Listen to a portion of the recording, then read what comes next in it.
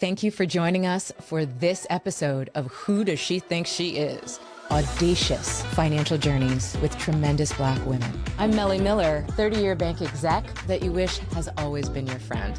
Who does she think she is?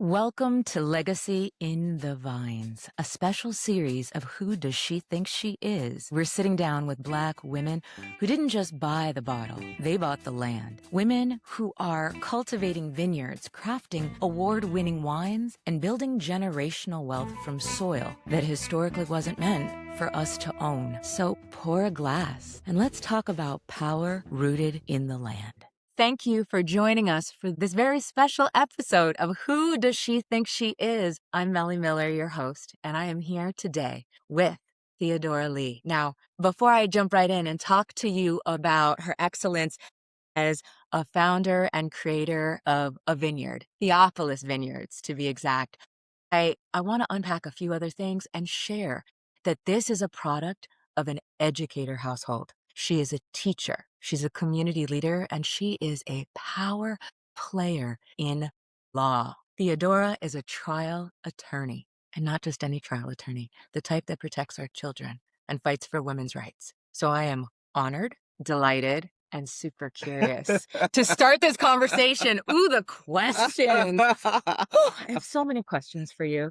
I'm going to begin with an easy one. Can we start with an easy one? Okay. Although I know you can handle hard questions, we'll work our way up for my sake, not for yours. So question number one is this. I've read your bios. It doesn't take a lot to know that you are a powerful human. When you walk in that door, the world stops and pays attention to you because we don't need to know why. We just know that we should. How does the world see you? How do you believe the world sees you?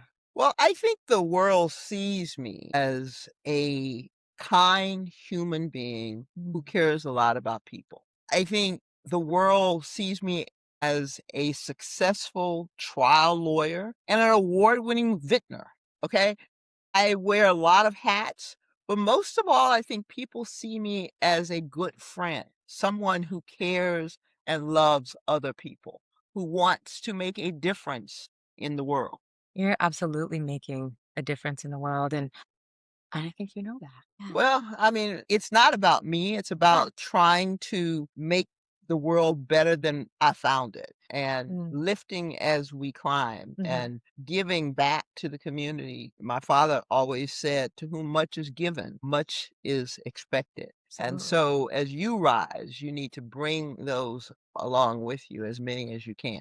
I agree. I agree. And what are the ways that you have invested time and treasure and talent to do just that? Because I know that you do. What are some of your favorites? Well, it depends on what we're talking about. Black woman lawyer. I was a partner at a global law firm back in 1994. That was a trend setting because there were not many Black women partners in major law firms. I'm sure you were the first at many things. Well, I wasn't the first Black woman partner at Littler, but I was right behind. Now, Littler is where you are currently partner. So where were you the first? At Littler. I came out of sorry. the University of Texas Law School right here in the great state of Texas. And Littler recruited me out of law school. So when I moved to California, I had the job at Littler. I went there as a first-year associate. I left as a fifth-year associate because I was recruited to start the labor and employment practice at a firm in Oakland that was a general practice firm.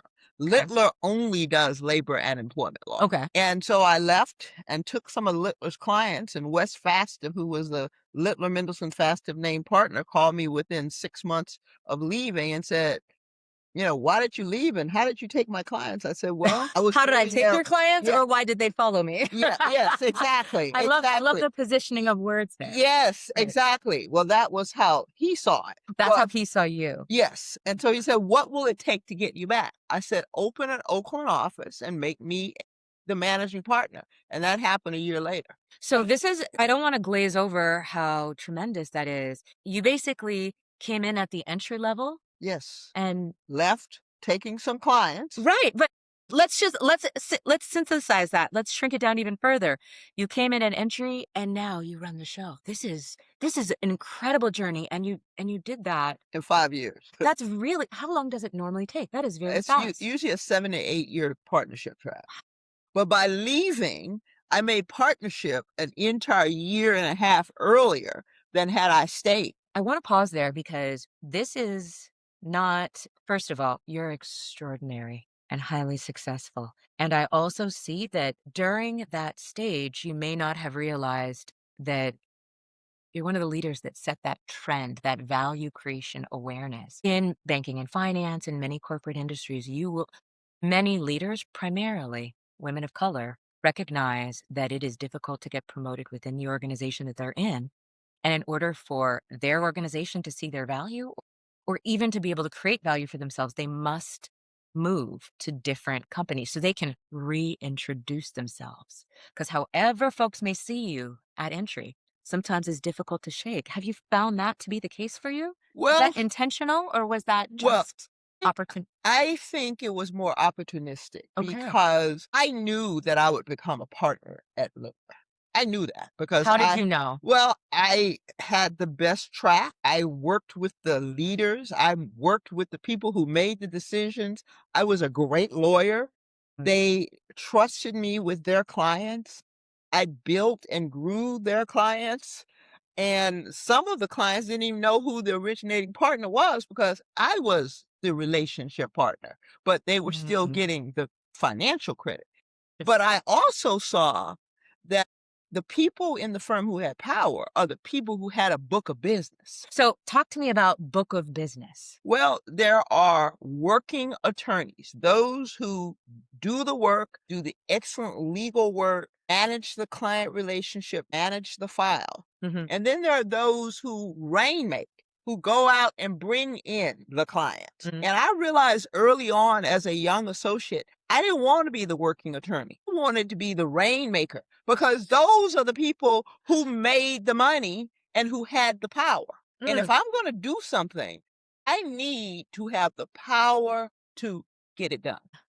You're Call right. me Oh, Theos. Theo is a rainmaker. Well, that's where I see myself. And I've been at this legal game for almost 40 years. And, this past year was one of my best years ever because I stopped focusing on the Mhm. billable hour and start focusing on the client relationships. That's the The, piece that I the want to unpack. yeah, So, how you define success. I define success as joy and happiness, Okay. however that comes to you. For me, winning gives me great joy. Okay. I mean, I appreciate the honesty Okay. because it matters, right? Yeah. I mean, getting a new client Is a brings me win. great joy.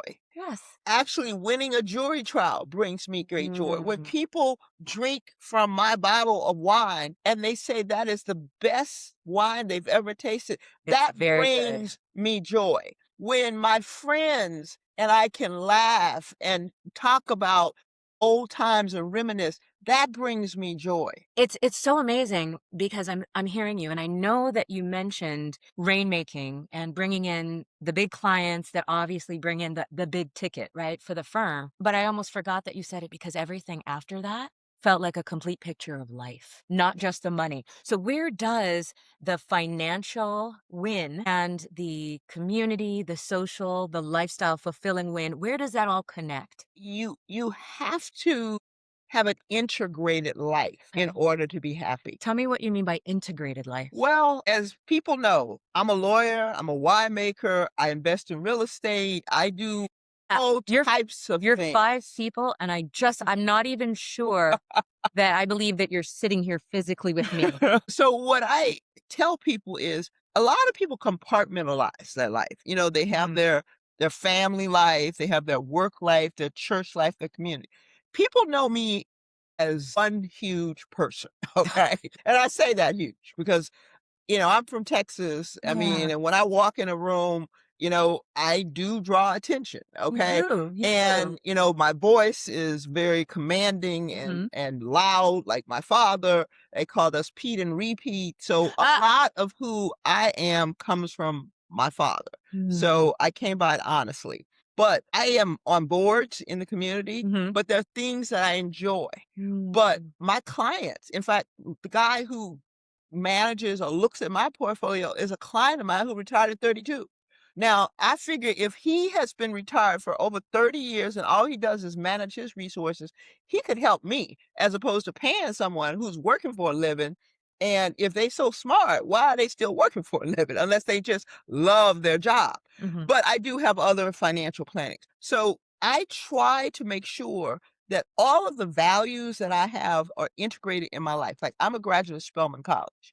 I Mm. give money to Spelman because education is so very So important. you invest in the tools and resources that were effective for you. Correct. You wanna make sure that that is a repeatable strategy. And that somebody else has the opportunity to be educated. I am not a first generation. My parents, my father is a graduate of Jarvis Christian College. My mother is a graduate of Jarvis Christian College, UNCF school.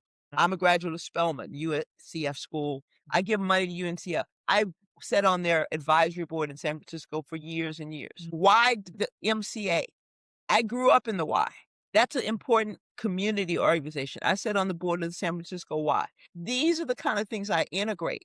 And so not only do I provide my time, but I provide my money to those organizations. And in order to provide the money, I need to make sure that I have a financial plan Correct. to obtain wealth and independence. And one of the things, like you say, you come in as a young associate, with no power. But as a first year associate, I fought for one battle. They did not allow associates to contribute to a 401k plan back in 1987. They said, oh, you're going to be a partner 6 to 8 years and you can start investing then. Then I had a partner say, well, we must be paying you too much money if you have money to save. Pardon me? Okay, I said, okay, this is not about how much money you make. It's about when you make money, you need to be saving 20% of those funds Mm. because tomorrow you may need to do something else. Precisely.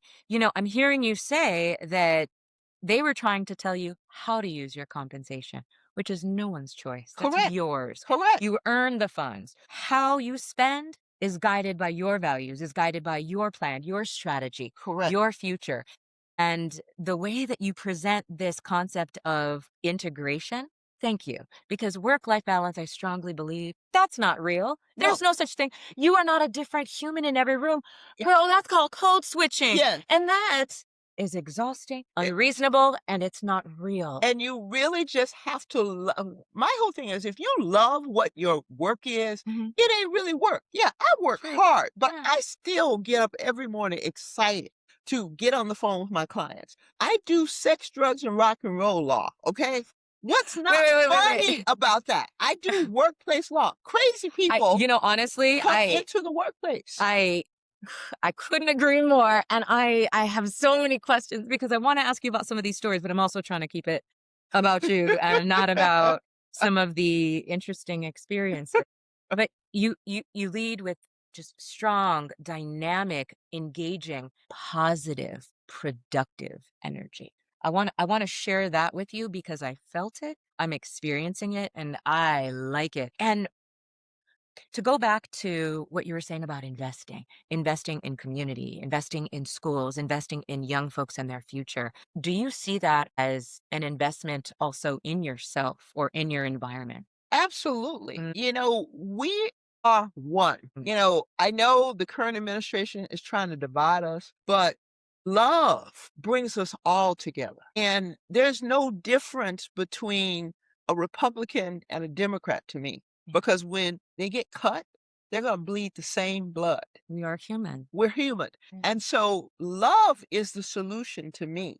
So I try to give positive energy. I try to uplift people. I Mhm. try to give them pleasure in the bottle. I'm so glad you said that Okay. I because try, I'm wondering. I mean, my whole life has been about pleasure in the bottle. Back in high school, I made Wonder Punch.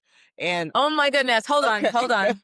Hold on. What is Wonder Punch? Wonder Punch was vodka, Everclear, and 151 rum. And I would make Oh, it in a fruit punch, but you wouldn't taste the liquor. but after 2, you were good for the day. I've always been an entrepreneur. Okay. My mother, who died, had Alzheimer's for 10 years. I had the pleasure of taking care of her for 10 years, kept her in a home with 24/7 care. And her long-term memory never died, but she would tell me that I had a little red wagon at the age of 5 going around selling newspapers. Like, my family Oh, you're had industrious. one of the black newspapers in North Texas, the Dallas Post-Tribune. So I go door to door selling the newspapers in my little red wagon, and then I come and deliver them. And then I cut yards for a living.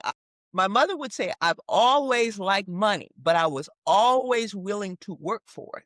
And so the issue for me is people want something for nothing. I can't get with that. As long as you are willing to work hard and go for what you want, you can do anything you want. And that's what I tell young people. My father used to say, if you tell a kid they're brilliant, they will rise to that. But if you tell them they're dumb, they're going to stay at that level. So it's all about the power of the mind and making people understand they can achieve anything they want. My grandfather was a sharecropper right down the street in Madisonville, Texas. Wow. My daddy left home at the age of 15 because he didn't want that life. Ultimately got a doctorate in education. Okay. So there is nothing that we can't do.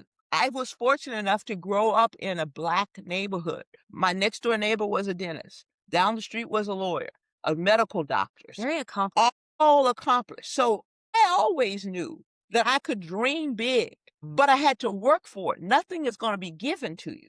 And when you do succeed, you need to bring others along with you, because success is nothing without having a community to share it with. I couldn't agree more. I recognize that investing in community is an investment in our own lasting opportunity. Correct. You've created a great deal of opportunity for yourself, and I admire that it doesn't go past you, that opportunity for yourself doesn't automatically mean that every other Black woman in the country, because you've done it one time, suddenly it becomes possible for everyone, or the doors fling open. You invest in your future and the future of our nation, and that is tremendous. Well, it's necessary. It is We necessary. are one, and so, I like I said, invest in real estate. I've got 20 single family homes in Dallas, and they're all in our community, because there are some of us who can't afford to buy a house, Correct. but they want to live in a nice house. Right. So I have, I bought 5 of them brand new in 2005, and I make sure that they are maintained in a respectable place that I would want to live. And so by doing that, I'm also making money, but giving a place for living for those who may not be able to own their own You're home. investing in safe and healthy communities. You're investing in real estate. You are getting a substantial return.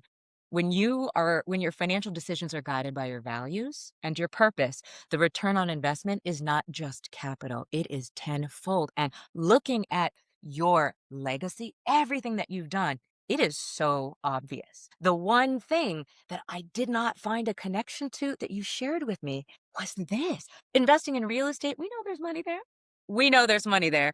Investing in education, investing in young professionals, investing in industry, investing in safety. This, though, is about investing in joy and lifestyle. It is about Yes, so investing say, in please. joy and lifestyle, but it's also legacy for me. Oh, say more. As please. I mentioned, my grandfather was a sharecropper right down here in Madisonville. My daddy taught me, buy land, Mhm. because they're not making more of it. Oh, that is so good. Buy land, they're not making it is. It's It is- finite. It's Okay. It's a finite resource. Okay. And so that was the core. And I was 6 years old. My father bought his first 10 acres of land outside of Dallas. He raised cattle. I learned to drive not in a car, but on a tractor at his ranch at the age of 8. I'm sorry, you drove a tractor at the age of 8. Correct. Could you even see? Like, how did you reach the First of all, I know that you are a big person, a big human. You're also not 6 feet tall. You are semi-petite. 5'6". Okay. Okay, so we're the same. We're the Okay. same height. We're 5'6". Okay. So at 8 years You just old, wear heels and I don't. well, I wear I'm 5'6" without the heel. But at 8 years old, you are not even 4 feet tall. You Correct. are 3 and a little bit of Well, you something. get up on a box and you Okay. get up on the tractor. I was my parents' only child. They were married 11 years before I was born. Oh, they're So waiting for they were you. waiting for me, and I always tell them I was up in heaven waiting for them to get a brick house and some money. She said, I'm waiting for them to be for growing family to be financially feasible for their circumstances before I chose to arrive. Exactly. Okay. I believe you. Okay. I believe you chose and decided what day you're going to get Yes, here. exactly. And so when I came, they were so happy. So my father, didn't have a son. So he taught me how to shoot, ride horses, rope cattle, ride tractors, shoot guns, fish, all that. My mother taught me ballet, piano lessons. I was a debutante, the cotillion allemande, all of that. So Wow. I am pretty well rounded. But the bottom line is this is about legacy. So my daddy bought 10 acres. I still have now it's up to 150 acres outside of Dallas in Ennis County. So that 10 acres expanded to Yes, 150. over the last 50 years. Okay. Okay, so that was you leading that charge. Well, no, that's my daddy. Oh, okay. That was my daddy. Okay, that's Texas. Texas. I got it. But that legacy led me to understand the value of farming. Also, there's a little tax code that is very good for tax management Okay. when you own agricultural land. Yes. And my father taught me that. Okay. And so by buying a 20-acre land in Mendocino, I couldn't afford Sonoma or Napa, but I bought 20 acres. I inherited 2 sheep. They couldn't catch it. I'm sorry. Where did the sheep come into the picture? Well, they were on the land. It was sheep land that I bought. Oh, I see. Okay. And so when I bought the 20 acres, they were there. They caught all the sheep except for 2. And I inherited 8 chickens because they were on the property. I love where this is going. Okay. So to me, by buying the 20 acres, I wanted to have a farm. So I have to step back. Law led to wine. So I moved to California in the 80s. There's no faxes, there's no email, there's no internet, there's no way to communicate electronically. So you get in your car and you drive the brief to the partner's house. Oh, heavens. For them to review and edit. Some of the lawyers, the partners, I'm an associate, had vineyards. My law firm mentor, Barbara Diodoni, and her husband, Pierre, had a vineyard in Hillsburg, California, 2 hours north of San Francisco. And this was a common thing in the area? I don't think, there was probably 100 partners and 3 of them had vineyards. Okay. So I'm not sure that it's common, but it was something. So just like my father raised cattle to his educational career, these lawyers were raising grapes and selling the grapes to actually wineries to make money and, again, the tax advantage. So Barbara Diodoni would invite me to stay for dinner when I would take the briefs. And they would offer me wine. They grew Cabernet and they grew Zinfandel. And I said, no, I don't want any wine. Give me some dark liquor, some wild turkey, or some Jack Daniels, because I did not drink wine. And let me tell you why. Please tell me why. I was not expecting that. Okay, my father used to take muscadine grapes, which grow wild in Texas and California. I don't know if you've ever heard of muscadine. It's sweet grapes, and make homebrew wine. And as a precocious little kid, you see the adults drinking wine and having a good time. And you go taste it afterwards. I was like, if this is wine, I don't want to have anything to do with it. Okay? But you were making that whatever juice. Yes. It was Wonder Punch. Wonder Punch. Yeah, and my life is forever changed.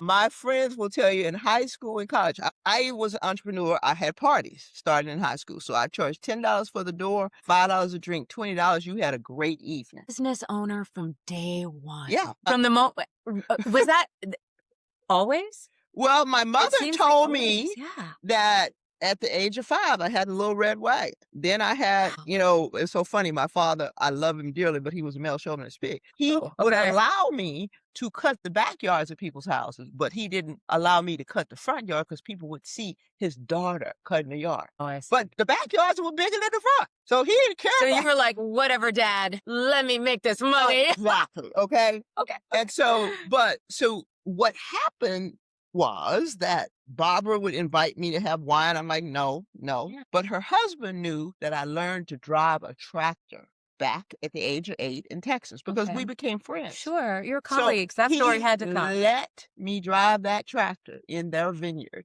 And I was sold. I said I wanted to be a grape farmer. Oh my I didn't even gosh. know it was called a vineyard. So wait a Okay. second. It was the tractor that did it for you? Yeah, yeah, yeah. Okay. Because I could go back to my roots. I could go Yeah. back to my farming roots. I could have land. The land is so important to making fine wine. I tell people that this is the finished product, but it is the 4 seasons of growing grapes. Great wine starts in the vineyard. You Swear. can't make a great bottle of wine unless you have a premium grape that has been nurtured. And I planted my vineyard myself. Now, I did have help, but I tore my rotator cuff, rototilling on the hillside. I mean, I bought sheep land, as I said. I had to terrace it because behind the house was hills. And so we had the meadow, but that was not going to be enough acreage. So I hired Professor Thomas from the Santa Rosa Junior College Viticulture School doing escrow to do soil digs to make sure the land was suitable for growing grapes. Okay, I'm going to slow you down because I'm going to make sure I'm keeping up. So, saw digs is like soil digs, Yes. digging it up and testing the soil at different Yes. levels to see if it has the right balance, chemicals, Yes. nutrients to be able to grow. Grapes, because every piece of land doesn't grow premium grapes. And then after we closed on escrow, he came back with someone from the nursery. My property is surrounded by fir and redwood trees. It's where the redwoods meet the vineyards. That's beautiful. And so we needed to find what was the appropriate grape. It was not enough sun all day for Cabernet. Okay. It was too hot seasonally in the summer for Pinot. So they determined that Petite Syrah was the best grape to grow on my property. Now, had I heard of Petite Syrah? Never. Hadn't heard of Petite Syrah. In fact, I really wasn't drinking wine at the time. Right. Okay. But I knew I wanted to have a vineyard, grow grapes, and sell them to award-winning wineries and have Theopolis label on their bottle a vineyard designation. So when you buy a bottle, Yes. it'll say the name of the winery, and then it'll say Theopolis Vineyards. So that happened for me with a guy by Carlisle Vineyards, Mike Officer. But, that's all I really wanted to do was grow grapes and sell it. And that's what I did from 2003 all the way to 2014. So for 11 years, growing grapes was the aspect of the business that suited you. That's all. So I'm a full-time lawyer. I do real estate. I mean, I lost my shirt in real estate. I've done it all. Okay. First of all, let me just say, when I said all you've done, I didn't mean all you've done. I mean the portion of the business because you are highly productive. I still don't know how you're even sitting here right now. So when did it become this? When did you take this step and what motivated that? Okay, well. Was it always a part of the plan? Well, let's put it like this. The name Theopolis was what I decided to name the vineyard when I planted it in 2003. Because guess what? When I planted the vineyard, I made the front page of the Mendocino paper,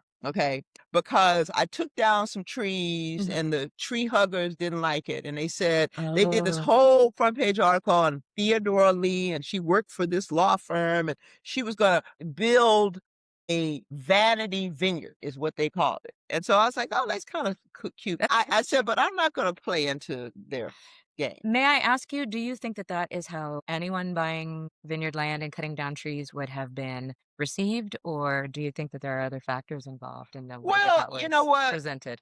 I don't know. Tree huggers don't look at race. They care nothing about anything other than trees. And so I think that the fact that I was a Black woman may have played a role, but I think it was more about me taking down trees. Now, what I learned from my real estate, that there was a 3-acre exemption that you could take down trees without going to the government. That 3-acre exemption still requires you to go ask for permission. But my philosophy in life is better to ask for forgiveness than permission because it takes too long So there was to a take. policy or a Yes. guideline that you were supposed to. I Yeah, yeah. see. I And so see. that's how I ended up getting in the paper and all I this kind see. of stuff. But I'd already taken down the trees. The only thing I was waiting to do is take up the stumps. Because so I prepared the land for planting the vineyard, and my law firm mentors vineyard manager who helped me plant my vineyard. Oh, Now, wow. Okay. I was too small for him to continue as the vineyard manager, Mhm. but that's how I got started. Theopolis was my Greek name when I pledged Delta Sigma Theta at Spelman College. Mhm. So that name, when I planted the vineyard in 2003, I gave the vineyard the name Theopolis Vineyards. But it really wasn't anywhere until we had our first harvest in 2006 and 3 years. sold the grapes, Yeah. and then they could get vineyard designated. And my first harvest, I sold to Mike Officer at Carlisle, and Robert Parker, the wine critic, gave the wine made from my grapes at 96. My first harvest. Oh, So congratulations. that's That's how I tremendous. started in the business. And so when I was forced to bottle wine, and I say forced to bottle wine What with do the you mean by 2012 vintage, people knew me as the grape farmer. Well, in 2012, I picked 10 tons of grapes, delivered it to the then buyer, which was another winery, and they rejected all of the grapes. I was just about to ask you what was the biggest and best failure. This sounds like this might be it. Well, that's one of them, honey. I'm sure there's many. When you do something in life, when you try something different, you're gonna fail. The key Say it. is how you get up Say it. and Yeah. learn from those failures. So let's talk about So the let's talk about 10 these acre grapes. grapes. Yeah. So So they rejected them. they Why? because I had to pick in the rain. Mother Nature don't stop for anybody. In the rains, when the grapes are almost right and it rains and rains, they begin to prune. And so I pulled the grapes in the rain because I didn't want them to prune. But the contract that they had with me to buy the grapes said they need to come in at 25 bricks. That's the sugar level. Yes. And that With a results certain degree of maturity. maturity. Yeah. And they came in at 21 bricks. So they had the right, pursuant to the contract, to reject the Yes. grapes. So a lawyer got screwed by the contract. Now I write all my contracts because I still sell some of my contracts. I'm dying to ask. How Okay. have you changed it? The contract. I don't put any minimums. Okay. All right. All right. There are no 24 bricks. You take them when I pick them, when you decide to You're pick going to take these grapes. Okay. And you're going to like it. Yeah. And you're going to make some amazing wine. E- And you're welcome. Yes. Exactly. Okay. Exactly. So that's how the contract reads now. But that was 2012. Okay. I had lost my shirt in real estate by the Great Recession. That's 2008. Was such a destructive time in banking and finance. Yeah, I had invested in Tucson, Arizona. I had an 18-unit building. In Lexington, Kentucky, I had a 36-unit building because the money to buy a duplex in Northern California, I could buy apartment buildings in those places and cash flow. So I have 3 duplexes in Oakland. And so I got hooked up with some Mormons who are very good at money. I'm not trying to be prejudiced, but they are very good at money. We had all these economic studies. The World Equestrian Games were going to be in Lexington, Kentucky Oh, in goodness. 2010, and Queen Elizabeth was coming, and it was going to make Lexington, Kentucky. Well, no one predicted the 2008. No, you did. And so then the property management company got faced with one of their accountants being fraud. And then in Tucson, Arizona, the property manager let some refugees in and we got bed bugs. I mean, it just became Oh, my disastrous. goodness. I ended up being able to rob Peter to pay Paul. I had a balloon payment. So I ended up having to come up with the money by robbing Peter from my other investments. So like shifting assets Yes, to free up capital. to pay off that because they wouldn't refinance after 2008. And then I was able to sell that as an owner because I owned it and finance it for them. And that's how I made my money back. And then those people decided to pay off that mortgage early, which allowed me to do the short sale on the Lexington property. So it all ended up okay, but I had to do some juggles. And then in 2012, I didn't have no more money because I had already robbed everything I had to do this. And so I bartered to get my wine done in 2012. What do you mean by that? Now, I understand robbing Peter to pay Paul, which essentially, for folks that might be listening that aren't tracking as closely, shifting around assets. Not everything has to be paid with cash. It can be Mhm. paid with credit. Certain things can be paid off, selling something and then leasing it back to yourself. All of these different strategies. So you had assets and resources, but not tangible cash Correct. that you could And a use, lot of it was taking seconds on properties I own. which is really adding heavy risk Yes, to your but I business. had Yeah. but they were stringing me along saying they're gonna refinance, and 60 days before the balloon payment was due, they said they're not gonna do it. So, I only had 60 days to That is not raise a lot of money, time. okay? So, I literally had to, rob Peter to pay Paul, take out mortgages, do what I was necessary, but it ended up being okay because I was able to self-finance when I sold it to the buyer in Tucson. But bartering the grapes, I own the grapes. I couldn't pay anybody to make the wine because I know. Now, I took courses at Mhm. UC Davis in viticulture and enology Then or before? before. Okay. Okay, because one thing you need to know, whenever you invest in something, you need to know the intricacies of that business. Thank you. Thank you for saying that. You need to understand how the business works if you're looking to succeed in that business. Correct. Now, that doesn't mean you have to follow that exact path. And it doesn't mean you have to do it all yourself, but you You have need to to know know how. enough about how to do it so you can manage someone else to do it. Correct. And just understand how the game is played, how the board is set, right? Exactly. Okay. So I took courses in viticulture and enology. They were continuing education classes. Okay. And now I developed a scholarship there called the Theopolis Vineyards Diversity Fund because I I love want this. women and people of color to not just be sommeliers, not just drink wines, You not want be them to educated. own the land. I want them to own the land, be able to farm the land, and understand the chemistry behind making the wine. So now I feel as though I have the clearest picture of how you operate. Suddenly, my whys are no longer whys, they're hows. The questions have evolved because you are highly strategic. You play the long game. Well, oh, that is so key, and that's what I You play the tell long game. the long game is key, and that's even with investing in the stock market. I agree. But let me ask you this. There are generations and communities that aren't interested in playing the long game, perhaps don't have capacity or the freedom or the luxury of a long game. And there is a sense of urgency. So, what would you tell folks in the community that didn't have parents that are college professors and educators that didn't learn how to drive a tractor? Because even having someone there to teach you at 8 Yeah, years old, yeah, I think that we can agree that right there is an investment in you. Somebody invested in you. So correct. I see when you're investing in others, what would you tell them right now? What would you tell those young women, men, and professionals that are listening that don't know that they can connect with this? Well, first of all, I have a saying that I tell all young people: "Do not wear your assets on your ass." I love it, but I don't know that I know what it means yet. So keep going. So many people want now. Young Mm-mm. people want, if they get a good job, they go out and buy a fancy car. They go out and buy a Gucci purse, or they buy the greatest designer clothing to wear. That's not an asset. So do not wear your assets on your ass, is what I mean. But it also means the long term gain. You cannot build wealth overnight.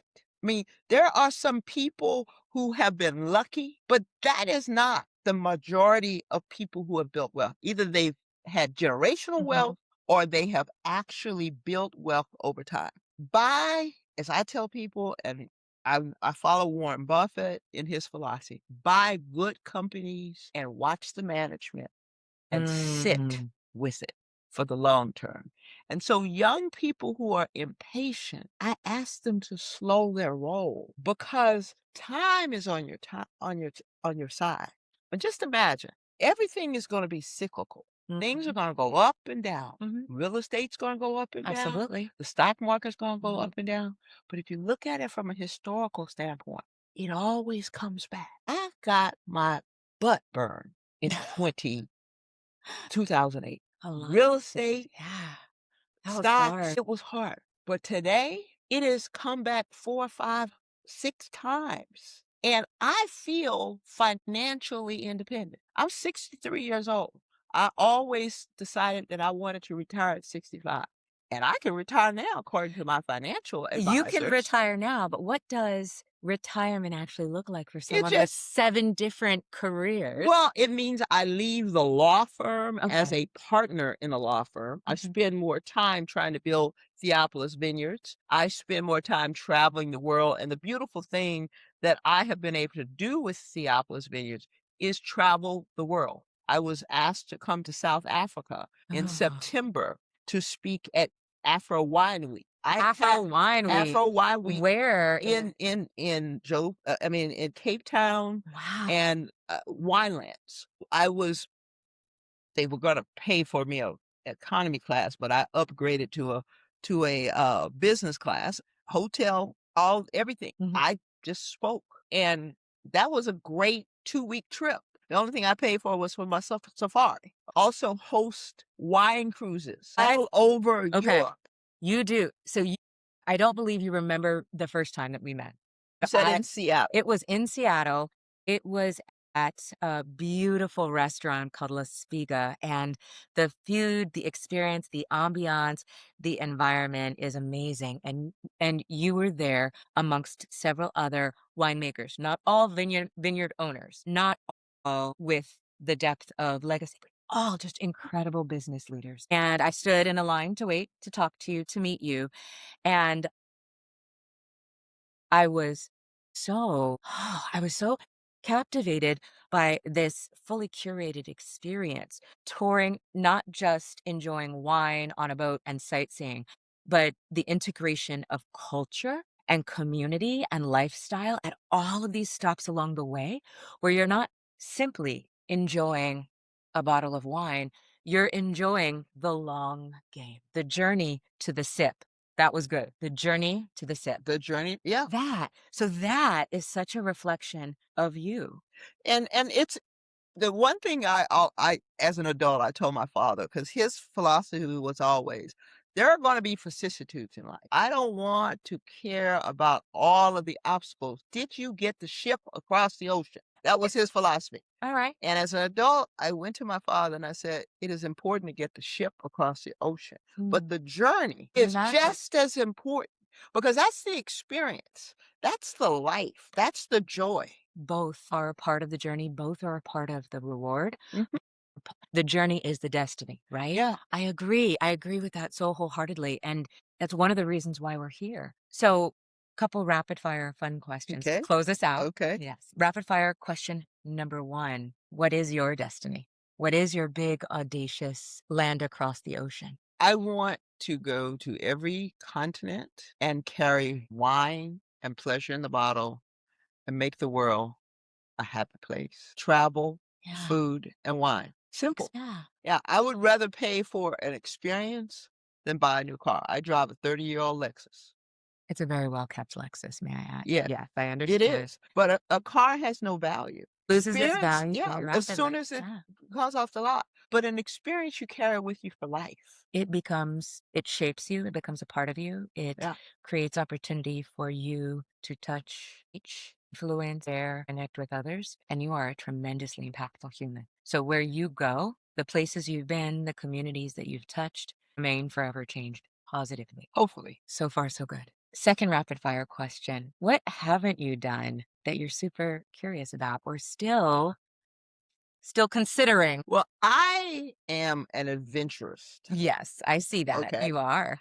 I am willing to try pretty much anything. I have not done skydiving, and that is something that's on my to-do list. Is such an analogy for your career and the way that you lead. Final question. Final question. And you've essentially already answered it, but I want you to face the camera and pull it all together. We know how the world sees you because they tell you, they behave accordingly, right?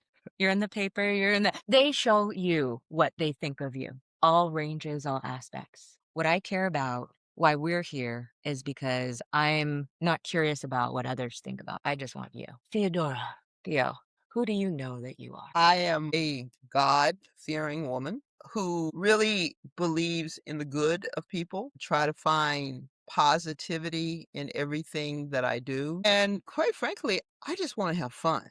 I mean, I wanna live life joyously and bring joy and happiness to the world. It's very simple. I mean, I think I've worked hard, and I'm at a place in my life where I'm not doing anything I don't wanna do, okay? That feels like financial freedom to me. And I feel financially free. I mean, taking care of my mother for the last 10 years was a financial strain, but I was able to do it. And I thank God I was able to do it because I built close relationship with her. Fortunately, only her short-term memory was gone. She always knew who I was with Alzheimer's. Mm. You know, she would have sundowners every now and then, but that was quality time I spent with my mother. But every penny I spent, I had to come up with $16,000 a month extra to cover for her care, for just for the There's so many caregivers. there's so many families out there that can't do that. And I just want to point out that you had been preparing your whole life to have assets and resources, not for the Gucci purse, but for this moment. Well, I don't know that I was preparing for that moment, What you but did, I was I'm preparing for what may occur in the life that correct. Well, you invested in the long game. yes. That's my point. And Yeah. the long game is about what you shared: joy, experiences, positive impact on others. This is you. And quite frankly, Theo, it tracks. So I accept. Yeah, Thank you. joy, Thank you joy. for being here with me. Thank you for sharing your growth and impacting community because Well, I we never need got to. to tell you how Oh, I got, the bottle. tell me the Okay. bottle. Yes, the story. Theopatra is what they call me in the wine business. They call you Theopatra like Cleopatra. Yes, and so Theopatra, Queen of the Vineyards is what I'm known for in the wine business, I love and it. so the label is like Cleopatra, but with some hips and some thighs. Okay, so the story is, like I told you, for 11 years, I simply grew grapes. But Yes. in that 11 years, I had an opportunity to entertain various people at the vineyard, and my neighbors at the time had this beautiful place that had views of Dry Creek. On a clear day, you could see the ocean. And they had built this table that was made from oak wood, and it had in the middle where you could put the wines, and we would have dinner out there for sunset. And I had the opportunity to entertain Miss Diane Carroll, the actress. And she and her goddaughter came up because we were actually working on a reality show. Oh my goodness. Okay. Diane Carroll reality show. Okay. Okay. And that was before I was actually had a label and making wine. And they saw me on the tractor, and my hair is a little flat now, but I usually have a big Texas bouffant. And they She says to the woman with an inch of hair. okay. So good. Okay, okay, okay. And So your hair. Okay, so look into the camera. So your hair was like it was a this. yeah, a little more bouffant. A little Wow. more Okay. bouffant. It's like a little flat right now. I think it looks Because beautiful. I But just went from braids to this, so it has to get back to its big thickness. so And so Diane they Carroll. saw me on the tractor, and they are the one who dubbed me Theopatra. And I didn't know because everyone calls me Theo. And so they kept saying Theopatra, Theopatra, because that was going to be my name in this show. And so that was before I had to come up with a label. But the neighbor who was a graphic artist who had the house up the Yeah. road, 3 years later, when I asked him to design a label, he remembered She remembered that. Theopatra. And so he gave me 3 samples. This Okay. was one. It was in black and white, and it was more like Cleopatra, kind of thin. Yeah. And I said, I like it, but you need to put some hips and thighs, and you need to make it bolder. Okay. And so that's when he went with the gold. I love the gold and look, and I'm going to make sure that you all see this. How can we be a part of Theopolis Vineyards? How can we engage? Go to theopolisvineyards.com and order wine. Go look at our upcoming events. Like today, we are doing Women in Wine here Ooh, in that's right. Houston. That's right. I will be attending. And there will be 3 of us who actually own the vineyard and make the wine there, pouring our wines. As I mentioned, I host wine cruises in Europe. I have one coming up, the Taste of Bordeaux, in October. I think there are a few cabins left. I have a wonderful harvest party at the vineyard every year in September. Once I look at my trial schedule, I'll be sending out save the date notices probably in May That's and right. June. Sometimes I forget you have 3 careers. Okay. 7 careers. Well, yeah. Many careers. Yeah, but like I said, when you love life and you enjoy what you're doing, it ain't really work. Agreed. It's not really work. And I think that's a perfect note to end on. Well, this has been a joy for me. You are a joy. It's beyond being impressed. I value what you do for all of us. I value the way that you have shifted the dynamic, the narrative, and the culture. Thank you for joining Theopatra and I on this episode of Who Does She Think She Is? I'm Mele Miller, 30-year banking and finance executive that you wish had always been your friend.